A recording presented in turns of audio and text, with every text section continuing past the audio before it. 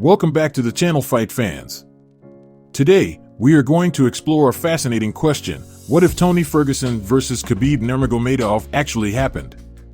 As you may know, this is one of the most cursed fights in UFC history, as it was scheduled and cancelled 5 times for various reasons.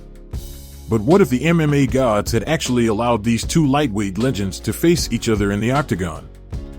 Let's go back to 2015, when the first booking of this fight was announced. It was supposed to take place at the Ultimate Fighter 22 finale on December 11th.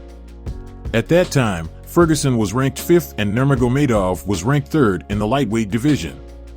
However, Nurmagomedov had to pull out due to a rib injury and was replaced by Edson Barboza, who lost to Ferguson by submission in the second round. But what if Nurmagomedov had not been injured and had fought Ferguson instead? How would the fight have played out? How would the landscape of MMA have changed? To help us with this hypothetical scenario, we will use the game UFC 4 to replicate the fight, as it's the only way we can ever witness what might have been. Now, let's see how it plays out. Tony's unique lamppost kicking style was evident as he targeted Khabib's legs. Khabib attempted a takedown, but Tony countered with a guillotine threat. Khabib then unleashed ground and pound strikes. Tony continued his leg kicks, prompting Khabib to clinch and strike. Khabib maintained ground control, and as the round neared its end, Tony surprised the Eagle with a flying knee. A grounded shot followed, but the bell saved Khabib from a potential finish. Safe to say he was saved by the bell there. Following a late round scare, Khabib opted for a more cautious approach for the remainder of the fight. He maintained control over Ferguson through top control, takedowns, ground and pound, and submission attempts. Despite that nail-biting moment, the judges awarded the fight to Khabib due to his dominance in every other round of the fight.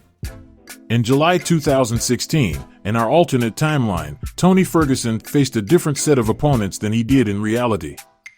Instead of taking on Lando Vannata, Ferguson fought Rafael dos Anjos, who held the second ranking position in the lightweight division.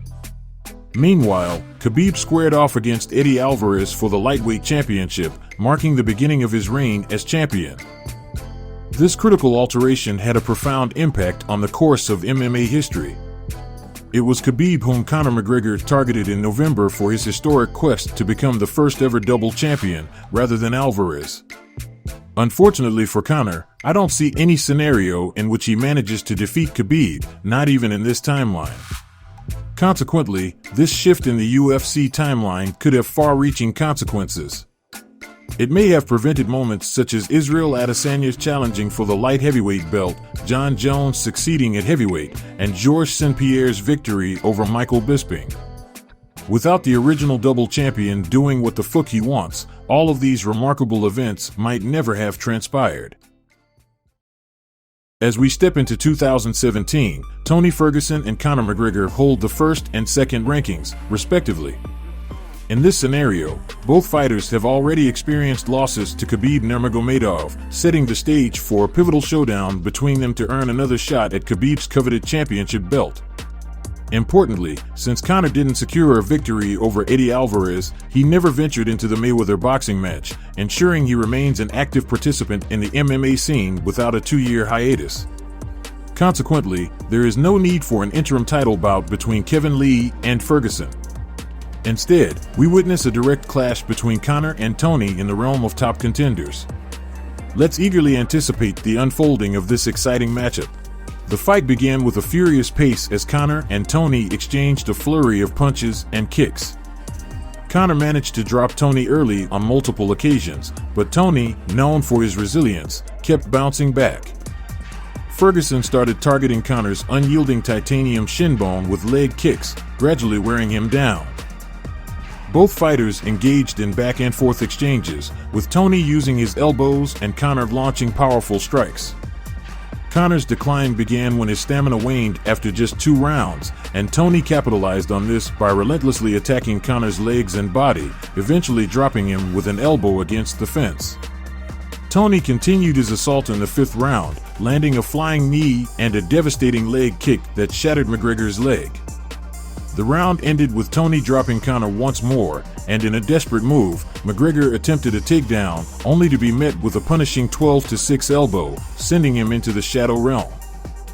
In the end, Tony Ferguson emerged victorious in the 5th round after losing the first 2, relying on his superior cardio to outlast and break down Conor McGregor. With this win, Tony reclaimed his status as the #1 contender for Khabib's title. Given the history in our alternate reality, where we've witnessed Tony facing Khabib before, it's reasonable to assume that Tony would once again fall short, even in this title bout. It's unlikely that Khabib would secure a finish, as Tony, at this stage in his career, still maintained his trademark resilience. Unlike his decline in the real timeline, notably when he faced Justin Gaethje for the interim belt, Tony would likely endure, ultimately losing each round but refusing to be finished. As we approach 2017, Tony Ferguson's next opponent, differing from reality, is none other than the underground king himself, Eddie Alvarez. This matchup was tailor-made for Tony's unique fighting style and quickly became a fan-favorite choice to help him return to the win column. The clash between Ferguson and Alvarez was nothing short of a one-sided affair, marked by Tony's complete dominance. He executed his elbow strikes with precision, punishing Alvarez relentlessly with body shots and kicks. Alvarez found himself unable to match Tony's relentless onslaught, eventually succumbing to a devastating liver shot in the 3rd round. This victory added another impressive win to Tony's already illustrious resume. However, this victory was short-lived, as it marked down the last time we would ever see a prime Tony Ferguson compete inside the octagon. Now that Tony has emerged victorious against Alvarez, let's shift our attention to Khabib. As we all recall, Khabib was once slated to face Max Holloway, who stepped in as a late replacement but ultimately squared off against Al Iaquinta, securing a victory by decision. However, in this altered timeline, Khabib has already defeated Conor and Tony, and in 2017, it's still too early for Dustin Poirier to receive his title shot. With that in mind, I'm going to set up a matchup between Khabib and Max Holloway. Holloway, who's making the jump from featherweight, has showcased remarkable takedown defense. Still, if he was out-wrestled by Conor with a torn ACL, can he genuinely pose a threat against Khabib? Let's find out. The fight unfolded in a manner consistent with Khabib's previous bouts, with the exception of Max managing to land a few shots and engaging in taunting to frustrate Khabib. Khabib relentlessly secured takedowns and unleashed brutal ground and pound, ultimately prevailing over Max via a unanimous decision. After defeating Max, Khabib's career would have largely followed the same trajectory, with victories over Dustin Poirier and Justin Gaethje mirroring what happened in reality. He would have accumulated 5 successful title defenses. On the other hand, Tony Ferguson, following his win against Eddie Alvarez, would have had one more victory over an aging Donald Cerrone. However, his career would have taken a downturn, similar to the path he's known for today. So, in the what-if scenario where Tony faced Khabib, we can speculate that Khabib would have earned a title shot much earlier, allowing him to establish himself as a dominant champion without any injury-related delays. Tony would have also had the chance to earn more money in his career, possibly including a bout against Conor McGregor. Although Conor might not have reached the same level of stardom as in reality, he would still have had his featherweight belt run and moved up to lightweight, making him one of the biggest stars in the company when facing Tony.